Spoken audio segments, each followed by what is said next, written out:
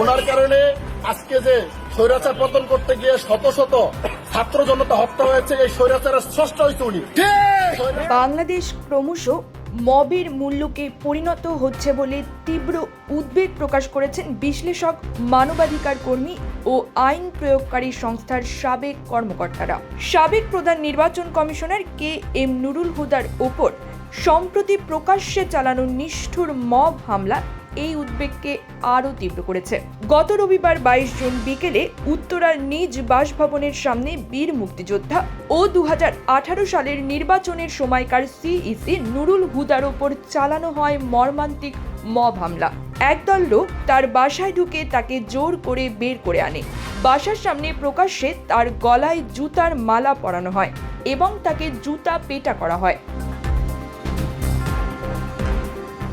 Video ফুটেজে দেখা যায় সাদা টি-শার্ট ও লুঙ্গি পরা নুরুল হুদাকে ঘিরে রাখা একদল লোক তাকে অপমান করছে। কেউ কেউ জুতা দিয়ে আঘাত করছে এবং ডিম ছুঁড়ে মারছে। আশ্চর্যজনকভাবে এ সময় ঘটনাস্থলে পুলিশ উপস্থিত থাকলেও তারা কোনো হস্তক্ষেপ করেনি। এই হেনস্থা 1 ঘন্টারও বেশি সময় ধরে চলে। হামলার দিনে বিএনপি শেরেবাংলা নগর থানায় 2014, 2018 ও 2024 সালের নির্বাচনের সাবেক 3 CEC সহ মোট 24 জনের বিরুদ্ধে ভোটারবিহীন ও রাতের ভোটের অভিযোগে মামলা করে। মব হামলার পর একই মামলায় নুরুল হুদাকে গ্রেপ্তার দেখানো হয়। হামলার পর প্রধান উপদেষ্টার দপ্তর থেকে এক বিবৃতিতে ঘটনাটিকে বেআইনি, আইনের শাসনের পরিপন্থী ও ফৌজদারি অপরাধ বলে উল্লেখ করে নিন্দা জানানো হয়। নুরুল হুদার ঘটনা বিচ্ছিন্ন নয়।